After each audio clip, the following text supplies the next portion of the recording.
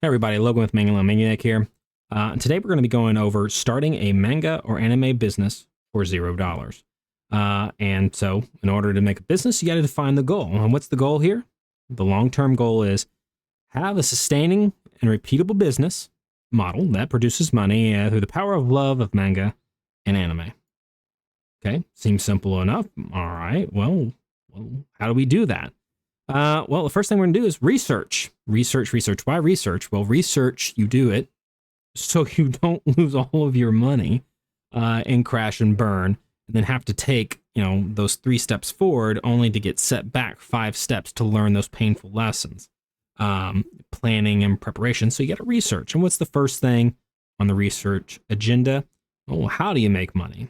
Well, old as time, buy low, sell high. Okay, well, that seems pretty simple. It's fundamentally what you have to do on any business is buy low, sell high. Now, this is also determining the fact that we're dealing with tangible products versus intangible products. But the same principle, even whenever you sell an intangible product, you have to buy low, sell high. Well, hey, we don't have any money, so we're not buying right now. So what do? Well, I have a collection right here. And that is what I'm going to use as leverage to liquidate it, develop capital or funds, and then be able to start my journey on the anime manga themed business and have to keep it in my life. So, but ultimately, buy low, sell high. The next important thing in the research is how do we repeat the process? Well, generally speaking, we're not dealing with new products yet, okay? And that's going to become some in phase 2. We're dealing with used products. And used products you can usually source on eBay, yard sales, could also be a Facebook marketplace, or you join Facebook groups. And these are some of the places that I have, some of the practices I have done in order to source used books. Well, not sourcing, but developing my collection. But you can use those collection as your means of sourcing. And that's how you repeat the process, finding good deals so that you can sell them for a higher price to develop that profit and to build and grow a business. All right, so you repeat the process by constantly scanning for good deals. How much can we make and in what amount of time? So this is really important. How much money can you make in what amount of time? Gauge the sell-through percentage and find out liquidity. So how do you figure out liquidity? Well, that's a wonderful, wonderful question here. All right, so we're going to go here, and I like to use eBay for used items. Now, new has an MSRP that's suggested on the books. However, if you want to find out the market price of a book, especially one that's used, generally go through eBay. So what I like to do is I like to just go ahead and type in, we're on cells here. I'm going to turn this off real fast. I like to type in Manga English. Now you can type in lot if you want to. You don't have to, but you can type in lot. But I just type in Manga English, and it encompasses all the single sold books and lots that are in there. Press enter, and what we have here is 130,000 results for Manga English. All right, cool. Now, what do we do here is we go to solds. Now we have 29,000. Okay, so what we need to do is we go to our handy dandy calculator. And this is how you figure out sell-through. Okay, so we had, 29,000 sold? And this is over, whenever you look at solds on eBay, that's over the course of 3 months. Okay, so 29,000 results in the last 3 months that have sold that fell under the category of manga in English. Divided by 130,000 results that were there. Now we end up with a 22.3% sell-through rate. Now, what does that mean? That means, on average, in a 3-month period of time, for every 100 items you list, you will sell 22.3 of those items. And that's your sell-through percentage. And from that, and that can be kind of transferred into liquidity. Now, it's just on eBay. You can go through other means to increase your liquidity. But generally speaking, that is an average, so to speak. So if you list 100 items a month, you are in the beginning going to be selling about 22.3 of those per month. So then you go back. So now you know your liquidity. You gauge yourself through and find out liquidity.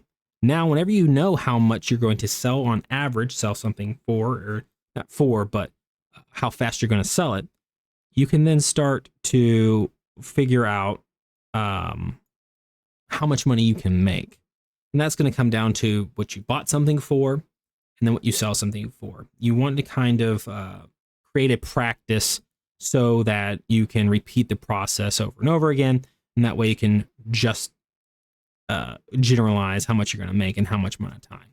So now, what are the future pitfalls and growing pains of creating the business that people might not think about? And this is going to be really important for your research. Okay. Well, storage. Okay. So we're selling 22 out of every 100 listings, right? Now, if that's an individual book, your 100 individual books or 100 lots of books, well, that gets pretty big pretty quickly, depending on how much you're acquiring. So let's say, for example, you're just doing 100 books, right? So you're selling 22 out of every 100 books. Well, if you keep putting up 100 books, let's say you listed 100 books a day. Well, now you're looking at 3,000 a month, right?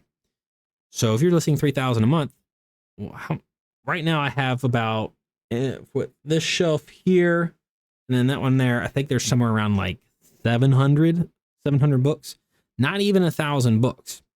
Where are you going to put 3,000 books? So storage is a really big one that you're going to have to think about. All right. Now you have to look at bills and cash flow. Okay. So it's really important when you're setting up a business. The most important thing, don't have your finances in order. Okay. If you've got a ton of debt and bills, well, you might be able to do this on the side. And you're just going to have a really long time in your phase one, which is, kind of building up capital and such. But you need to make sure that your finances are correct and good to go before you start this venture, because guess what? You're going to be selling your things and developing money. That stuff needs to just get rolled right back into the business, acquiring the next collection and moving on. If you start picking money out from it in the beginning, you're just developing bad practices. Now, if you need to sell your collection in order to fix your finances, right? Now that's just something else for another time. Like you got to fix your finances first, though. If you don't have fixed finances, this is probably not the best choice for you unless you're just trying to do something as a hobby. Scale, something to look at in the future too. Whenever you do any action, okay, and you're trying to create your business, multiply it by 100. Okay. Is it sustainable? Is it practical?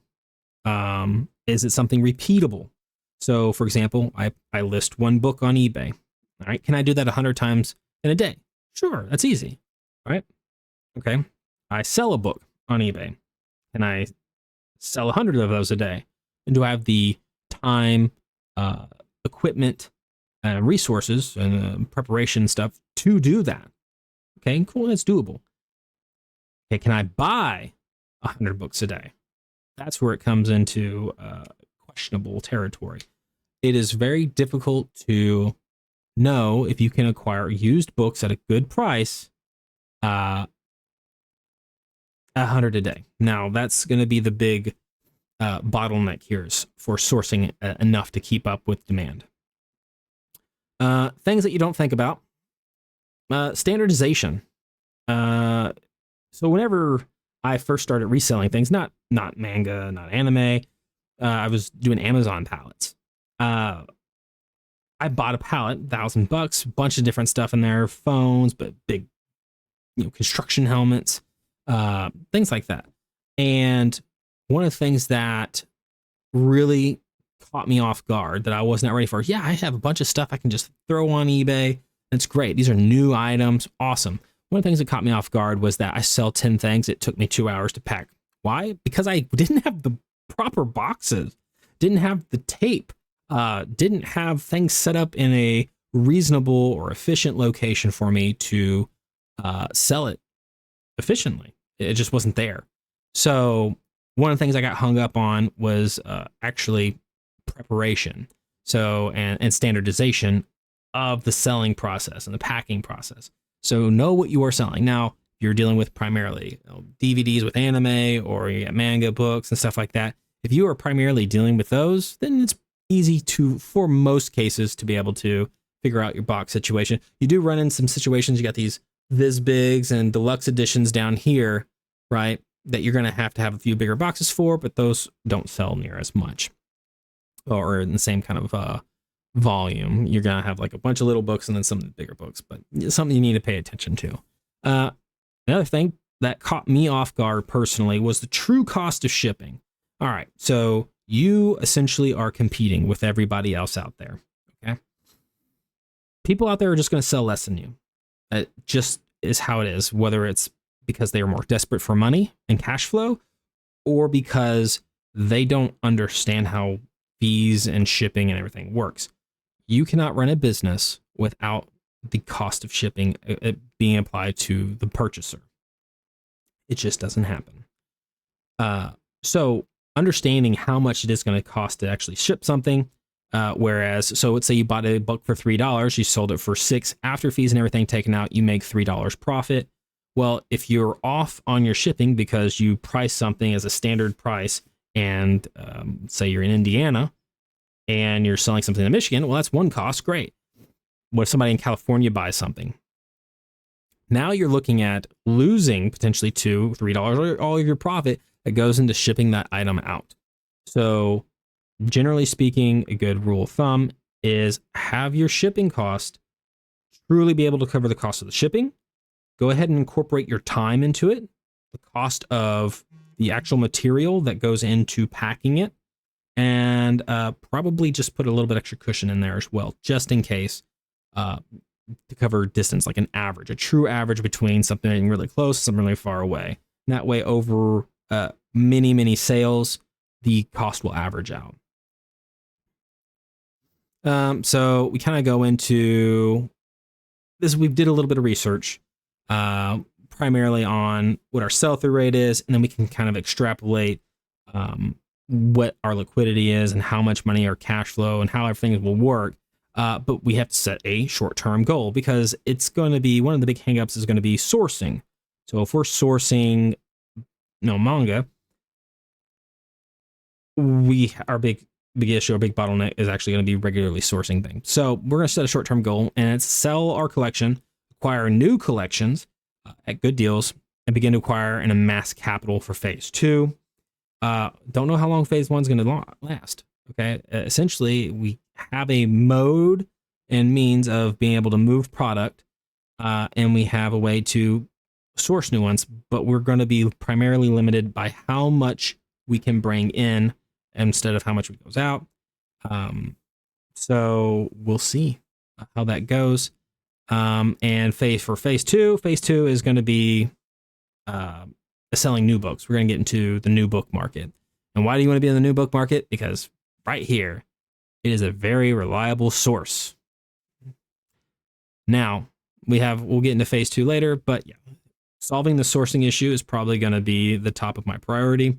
So we'll see how that goes. But for phase 1, I'm going to start selling my collection and trying to amass some capital to be able to have more options and figure out what I want to do from there. So hope you learned something. All right, have a good one.